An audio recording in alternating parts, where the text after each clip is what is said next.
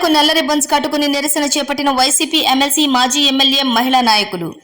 కూటమి ప్రభుత్వం అధికారంలోకి వచ్చిన తర్వాత వైఎస్ఆర్ కాంగ్రెస్ పార్టీ ముఖ్య నాయకులపై దౌర్జన్యాలు పెరిగిపోయాయని, మహిళలని కూడా చూడకుండా మగ పోలీసుల చేత విచక్షణ రహితంగా మాట్లాడిస్తున్నారని YSR Congress party MLC city incharge Parvathireddy Chandrasekhar Reddy అన్నారు. నగరంలోని వైఎస్ఆర్ కాంగ్రెస్ పార్టీ కార్యాలయంలో ఆయన మహిళా నాయకులతో కలిసి కళ్లకు రిబ్బన్లు కట్టుకుని నిరసన వ్యక్తం చేశారు. అనంతరం మీడియాతో మాట్లాడుతూ కూటమి ప్రభుత్వంలోని పోలీసులు దారుణంగా వ్యవహరిస్తున్నారని ఆగ్రహం వ్యక్తం చేశారు. చిలకలూరిపేటలో ఒక మాజీ మంత్రి బీసీ మహిళని కూడా చూడకుండా ఆమెపై దౌర్జన్యం చేసి పక్కకు తోసేసి మరి మాజీ మంత్రి పిఏని అదుపులోకి తీసుకోవడం దారుణమన్నారు. ఎఫ్ఐఆర్ ఉందా, ఎందుకు అదుపులోకి తీసుకుంటున్నారని అడిగితే అత్యంత దారుణంగా ప్రవర్తించి మాజీ మంత్రిని పక్కకు తోసి మరి పిఏని అదుపులోకి తీసుకోవడం దారుణమన్నారు. మహిళలతో మాట్లాడే తీరు ఇదేనా అని ఎమ్మెల్సీ చంద్రశేఖర్ రెడ్డి ఆగ్రహం వ్యక్తం చేశారు. కూటమి ప్రభుత్వం వచ్చిన తర్వాత అరాచకాలు విపరీతమయ్యాయని, చివరికి మాజీ మంత్రులపై కూడా దౌర్జన్యాలు చేయటం సిగ్గుచేటన్నారు. అదేవిధంగా చిలకలూరిపేటలో ఒక ఎస్పీ మహిళను కూడా దారుణంగా అవమానించారని అన్నారు. మహిళను ఎక్కడైనా అర్ధరాత్రి అరెస్ట్ చేస్తారా అని ప్రశ్నించారు. ఆ దళిత ఎంపీటీసీ చీర కట్టుకుని వస్తాను అంటే పోలీసులు బలవంతంగా నైటీతోనే కారులోకి తీసుకెళ్లడం సిగ్గుచేటన్నారు. దీనికి పదింతలు తిరిగిస్తామని ఈ సందర్భంగా ఎమ్మెల్సీ చంద్రశేఖర్ రెడ్డి, మాజీ ఎమ్మెల్యే కిలివేటి సంజీవయ్య, మహిళా నాయకులు మీడియాతో అన్నారు. కూటమి ప్రభుత్వ అరాచకాలు కూటమి ప్రభుత్వ అరాచకాలు కూటమి ప్రభుత్వ అరాచకాలు మహిళలపై కూటమి ప్రభుత్వ అరాచకాలు మహిళలపై కూటమి ప్రభుత్వ అరాచకాలు మహిళలపై కూటమి ప్రభుత్వ అరాచకాలు మహిళలపై కూటమి ప్రభుత్వ అరాచకాలు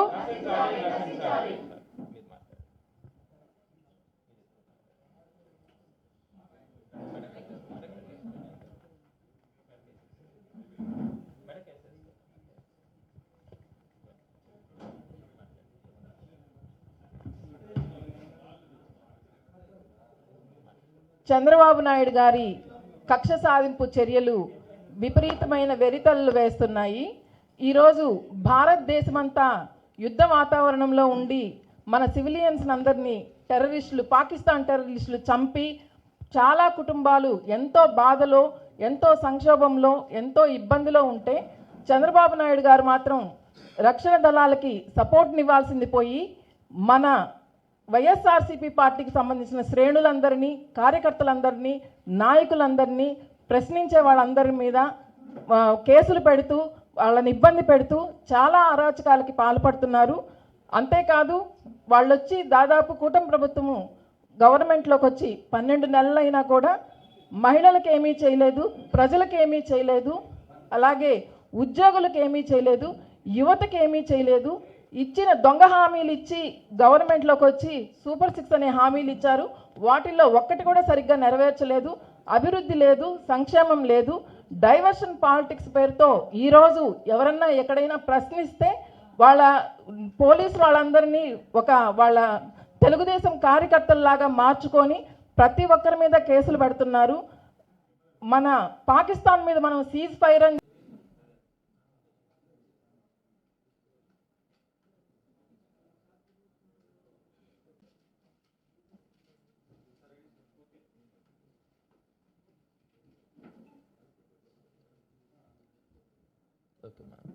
అందరికీ నమస్కారం. కూటమి ప్రభుత్వం ఏర్పడి 11 నెలలు పూర్తయింది. ఈ 11 నెలల కాలంలో అందరూ కూడా చూస్తూనే ఉన్నారు ఎంత అరాచకం మన కళ్ళకు కనపడతా ఉందన్నది. వాళ్ళు చెప్పినటువంటి హామీలు నెరవేర్చకపోగా ఏదైతే అవి నెరవేర్చమని ప్రతిపక్ష పార్టీ నాయకులు మాట్లాడుతూ ఉన్నారో ఆ గొంతు నొక్కేదానికి చేస్తున్నటువంటి కేసులు కానీ ఇవన్నీ కూడా పరాకాష్ఠకు చేరినాయి. గత 2 రోజుల నుంచి అయితే అంటే 9వ తారీఖున 10వ తారీఖున నిన్న మొన్న ఈ 2 రోజుల్లో కూడా అత్యంత బ్లాక్ డేస్గా కూడా ఈ రెండింటిని కూడా మనం చెప్పచ్చు. ఎందుకంటే భారతదేశంలో మహిళలకి కొంత ప్రత్యేక స్థానం కూడా ఇస్తారు, గౌరవం కూడా ఉంది. కొన్ని శతాబ్దాలుగా ప్రాచీన కాలంలో మహిళలు అణచివేతకు గురైన విషయం అందరికీ తెలిసిందే. మరి అలాంటి క్రమంలో వాళ్ళను కూడా మనం ప్రోత్సహించాలి, వాళ్ళను కూడా సమాజంలో ఒక అత్యున్నతమైనటువంటి స్థాయిలో ఒక గౌరవంగా వారిని మనం చూడాలన్న ఆలోచనతో భారత ప్రభుత్వం వారికి అనేకమైనటువంటి ప్రత్యేకమైనటువంటి అధికారాలు కానీ వారికి ఇవ్వడం కూడా, గౌరవాన్ని ఇవ్వడం కూడా జరుగుతుంది. వారి కోసం ప్రత్యేకమైనటువంటి చట్టాలు కూడా తీసుకురావడం కూడా జరిగింది. ఇంత ఉన్నతంగా మనము మహిళల్ని ఎంకరేజ్ చేయడం కానీ, మహిళల్ని అభివృద్ధి చేయాలన్న ఆలోచనతో భారతదేశంలో ఉండే అన్ని రాష్ట్ర ప్రభుత్వాలు కూడా దానికి సంబంధించి ప్రోత్సహిస్తూ ఉంటాయి.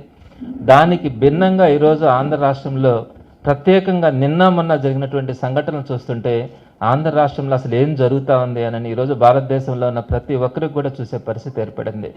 దట్టు ఇంకొక విషయం కూడా చెప్పాలంటే, మహిళలతో పాటు బీసీ, ఎస్సీ, ఎస్టీ, మైనార్టీ వీరందరూ కూడా చాలా కాలం నుంచి, పురాతనంగా చాలా కాలం నుంచి కూడా వారందరూ కూడా కొంత అణచివేతకు గురి కాబడినారన్న ఉద్దేశంతో వారిని కూడా ఎంకరేజ్ చేయాలా, వారికి కూడా ఒక ఉన్నతమైనటువంటి స్థానం ఇవ్వాలా అన్నది మన రాజ్యాంగంలో కానీ మన ప్రభుత్వాలు కానీ తీసుకున్నటువంటి నిర్ణయాలు. మరి ఇక్కడ ఈ 2 రోజుల్లో ఇక్కడ చూస్తే ఒక బీసీ మహిళ చిలకలూరుపేటలో జరిగినటువంటి సంఘటన, అదేవిధంగా తాడికొండ దగ్గర ఒక ఎస్సీ సామాజిక వర్గానికి చెందినటువంటి ఎంపీటీసీ అయినటువంటి కల్పన అనే ఒక మహిళ, ఈ ఇద్దరి మీద కూడా చిలకలూరుపేటలో చూస్తే ఆమె ఒక మాజీ మంత్రిగా కూడా పనిచేసి ఒక ప్రముఖమైనటువంటి వ్యక్తి. మరి ఒక బీసీ మహిళ, ఒక ప్రముఖమైనటువంటి రాజకీయ నాయకురాలు, ఇంకొక పక్క చూస్తే ఒక దళిత నాయకురాలు, ఒక ఎంపీటీసీగా పనిచేస్తున్నటువంటి కల్పన, వీరిద్దరినీ కూడా గడిచిన 2 రోజులుగా వారికి జరిగినటువంటి అవమానం కానీ, వారి మీద పోలీసులు ప్రవర్తించినటువంటి తీరు కానీ చూస్తే ఈరోజు సభ్య సమాజం కూడా సిగ్గుతో తలదించుకునే పరిస్థితి ఏర్పడింది. అందరూ కూడా గమనించుంటారు. ఒకవేళ ఎవరైనా కనుక చూడకపోతే ఆ రెండింటిని కూడా ఇప్పుడు మీకు వీడియో ద్వారా చూపించి అసలు జరిగిన సంఘటనలు ఏంటి అనేది ప్రజల దృష్టికి తీసుకురావడానికి వైఎస్ఆర్సీపీ ప్రయత్నం చేస్తుంది.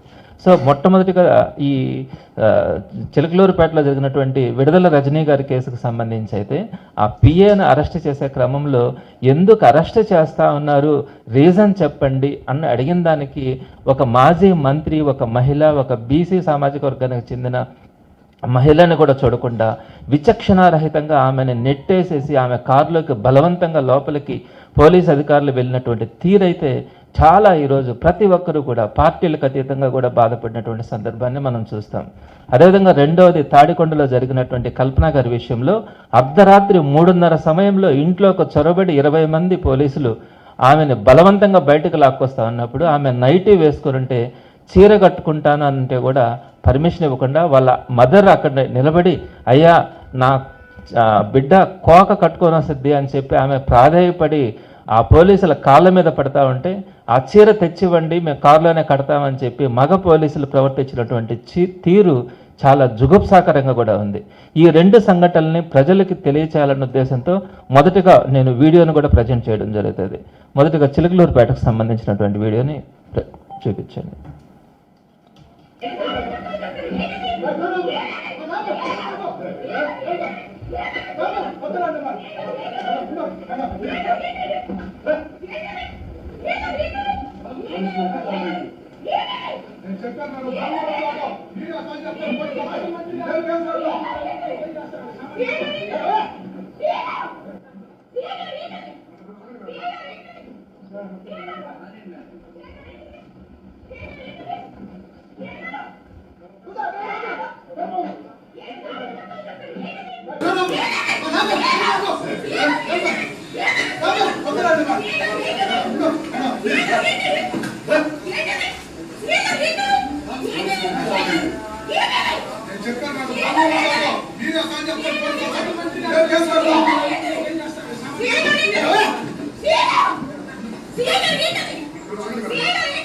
నెక్స్ట్ రెండోది,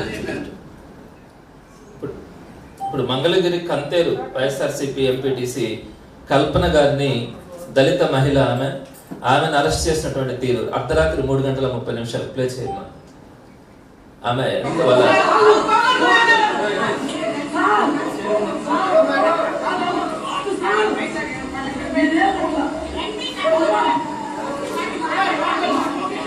వాళ్ళ తల్లి అక్కడ ప్రాధాయపడతా ఉంది, అయ్యా చీర కట్టుకోవాలి పెట్టమ్మా.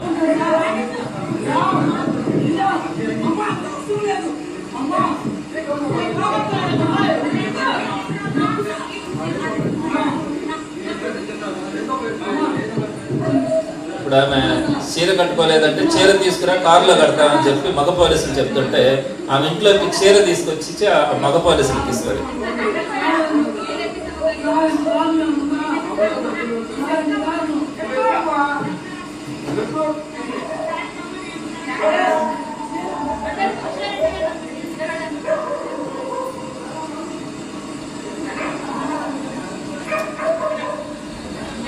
చూడండి, ఆ చీర తీసుకొని వచ్చి ఆమె ఆ పోలీసులకి ఇస్తే ఆ పోలీసుల కారులో ఆ చీరను తీసుకోవడం కూడా జరిగింది.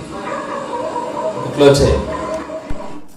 సో ఎక్కడైనా కూడా మనము ఇట్లాంటి పరిస్థితుల్ని, ఇవి చీకటి రోజులు, ఎమర్జెన్సీ రోజుల్ని తలపించే విధానంగా ఉన్నాయి, కానీ చీర కట్టుకునేదానికి కూడా పర్మిషన్ ఇవ్వకుండా అరాచకం చేస్తున్నటువంటి తీరు ఎంత సిగ్గుపడాల్సినటువంటి అంశమో మనం చూస్తూ ఉన్నాం. మనం ప్రధానంగా చూసుకుంటే దీనికి సంబంధించి నాకైతే 2 అంశాలు గుర్తుకొస్తాయి. ఎప్పుడో 3000 సంవత్సరాల క్రితం ద్వాపర యుగంలో కీచక పర్వం జరిగింది, ద్రౌపదిని అవమానించినారు. అంతటితో ఆ కౌరవులు మొత్తం కూడా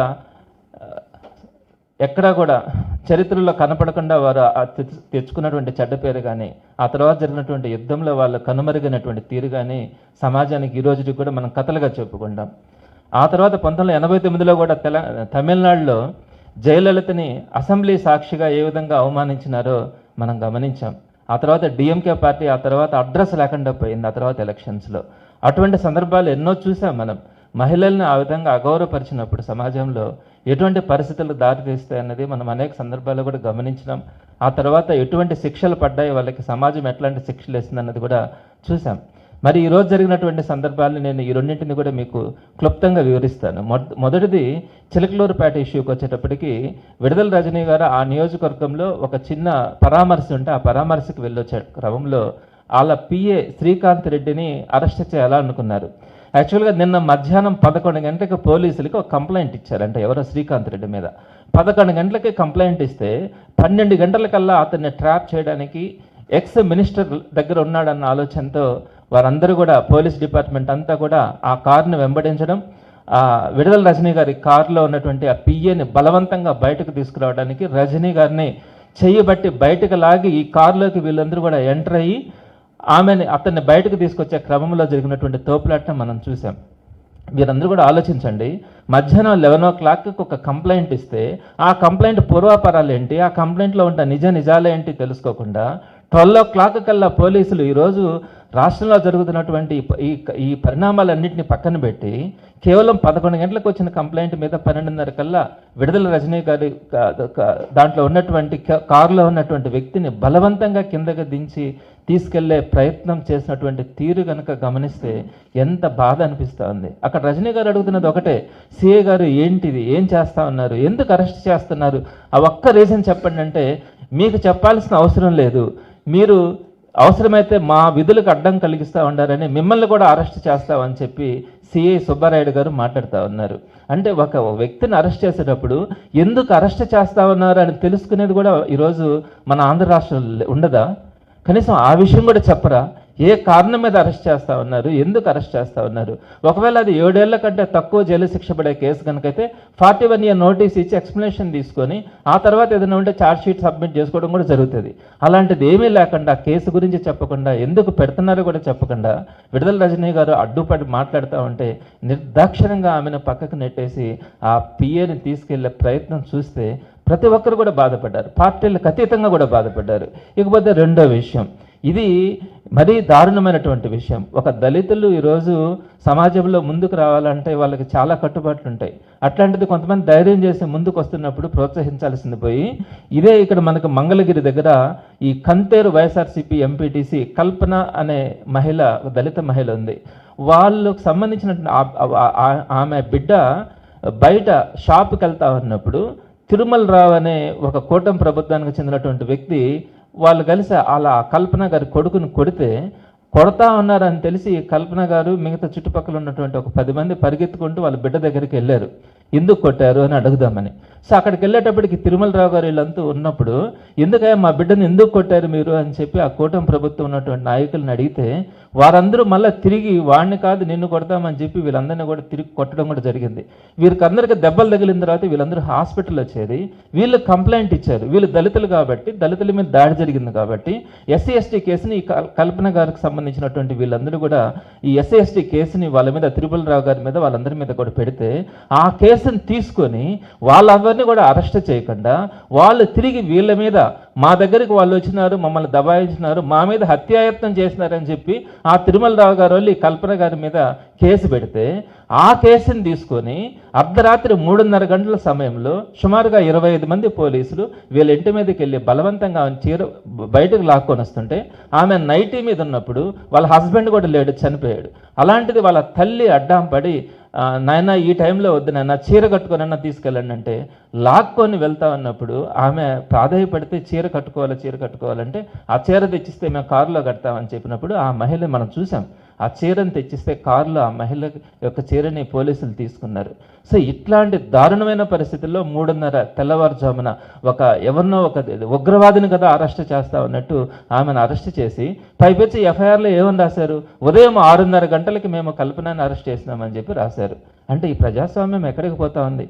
ఒక పక్క మనం చూస్తూ ఉంటే ఉగ్రవాదులు మన మీద దాడులు చేసి కొంతమందిని నిర్దాక్షిణ్యంగా చంపినప్పుడు ప్రపంచవ్యాప్తంగా భారతదేశానికి ఒక సానుభూతి వచ్చి ఈ విధంగా భారతదేశంలో ఇలా జరిగిందనుకున్నప్పుడు మనం ఆపరేషన్ సింధూర్ అని మనము ఒక కార్యక్రమాన్ని చేస్తా ఈరోజు భారతదేశం అంతా కూడా గర్వపడేలాగా ఈరోజు ఉగ్రవాదుల మీద దాడి చేయడం కానీ, పాకిస్తాన్లో ఉన్నటువంటి ఉగ్రవాద శిబిరాల మీద కానీ ఎప్పటి నుంచో మన మీద ఇబ్బందులు పెడుతున్నటువంటి వాళ్ళ మీద మనం దాడి చేసి వారందరినీ కూడా సమూలంగా నిర్మూలించే క్రమంలో మనం ముందుకెళ్తా ఉంటే భారతీయులందరూ కూడా ఆ క్షణాలని ఇట్లాంటి రోజు కోసం ఎదురు చూస్తా ఉన్నామని సంతోషపడుతున్న సందర్భంలో ఆంధ్ర రాష్ట్రంలో మాత్రం వాటన్నింటికంటే భిన్నంగా నరరూప రాక్షసుల్లాగా ప్రవర్తిస్తా కొంతమందిని అయితే అసలు మనం మాటలతో కూడా వర్ణించలేం. అట్లాంటి పరిస్థితుల్లో ఈరోజు వైఎస్ఆర్సీపీ నాయకులను కానీ, మహిళలను కానీ, దళిత, బీసీ, ఎస్సీ, ఎస్టీకి చెందినటువంటి వారిని కూడా వెనక ముందు చూడకుండా వారందరినీ ఇబ్బంది పెడుతున్నటువంటి తీరు అయితే చాలా బాధపడుతూ ఉన్నాం.